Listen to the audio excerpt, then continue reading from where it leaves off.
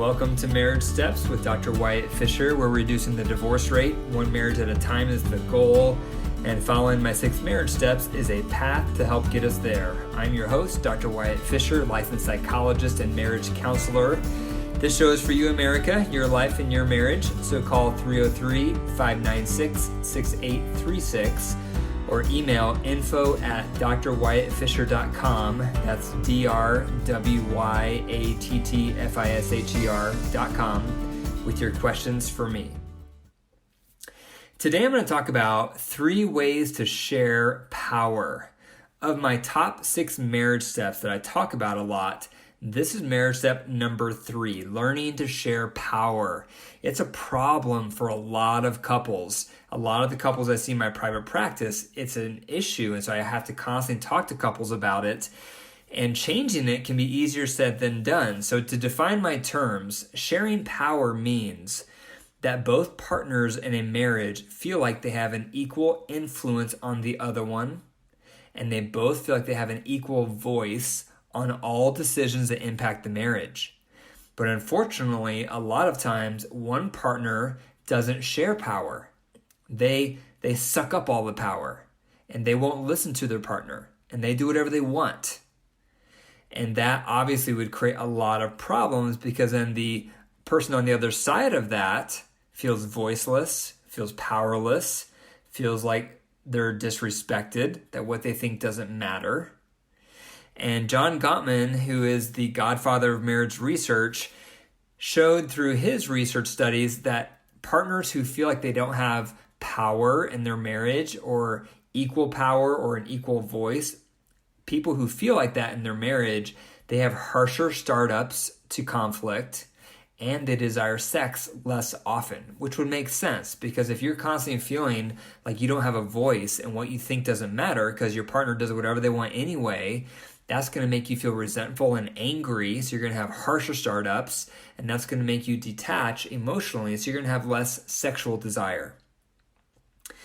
So when we talk about sharing power, some people naturally struggle more, and other people don't struggle at all with sharing power. So it's interesting to reflect on, why is that? Why do some of us share power really well, and others of us really struggle to share power? One possible reason is how we were raised. So a child raised, for example, in a permissive home where the parents may have given him or her a lot of love, but they had no rules, that child grows up doing whatever they want, whenever they want to.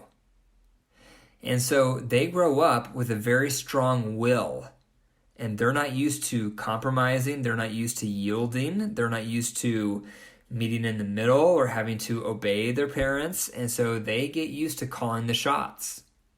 And a lot of times, someone raised in that environment has a hard time sharing power in marriage, because they're used to being the head honcho. They're used to doing whatever they want, whenever they want to.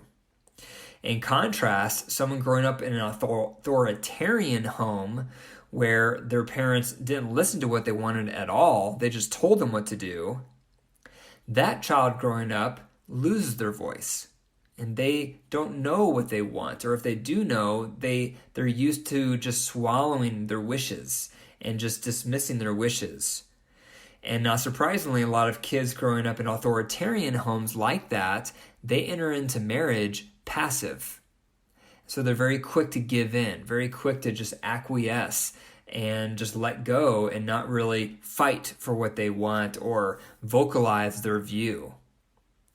So in my marriage, one way that this has come out a lot is I have struggled sharing power. I was raised with my mother primarily, who was permissive, and so I developed a very strong will of doing what I wanted when I wanted to, and my wife was the opposite. She was raised with a mother who was authoritarian, and so my wife didn't feel like she had a voice growing up. And so our cycle in our marriage that we've had to really work on is me not sharing power, and my wife giving in and not trying to vocalize what she wants. And so it created a lot of vicious cycles for us. And it can be frustrating on both sides, because on my side, I can feel like I want my wife to become more vocal and more direct with what she wants. And then she can feel like I'm going to do whatever I want anyway, so why even vocalize what she wants? So this created a vicious cycle for us, and it definitely stemmed from our upbringings. So one example, a small example, maybe some of you can relate to this, is our dishwasher. So we have this type of dishwasher, which I'm sure a lot of you do also, where it has a silverware rack on top with a grid on it, so you can put the utensils in individual little slots. And for me, I'm not as hygiene focused as my wife, and so I would lift that and just throw all the silverware into the silverware rack because it was faster. My wife would hate that because she wanted that rack down so all the silverware would go in there and so that it could not touch. Because she would say it's bad for the spoons to be spooning because then they're not getting clean.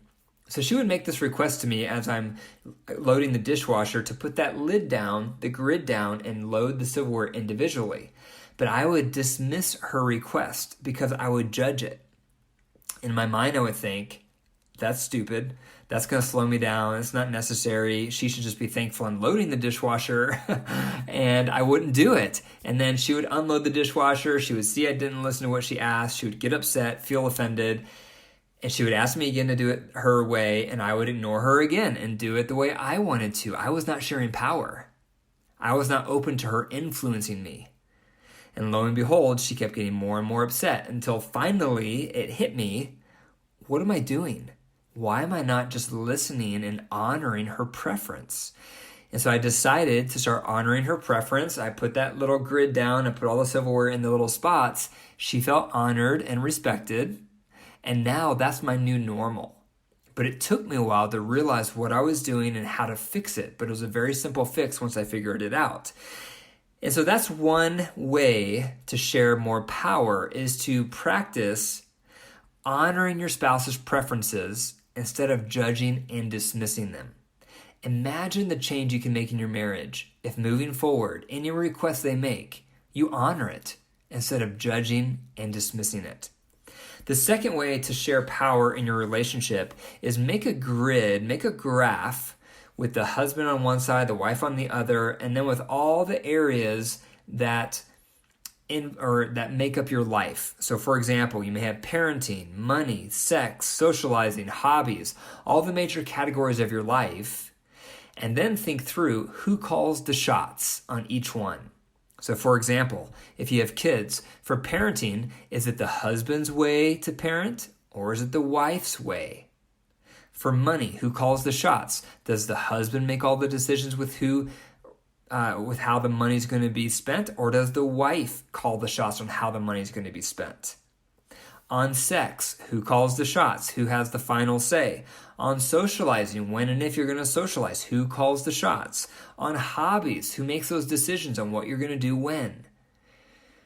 Some of these categories you may not care, and so you defer to your spouse, and that's fine as long as other categories they don't care and they defer to you.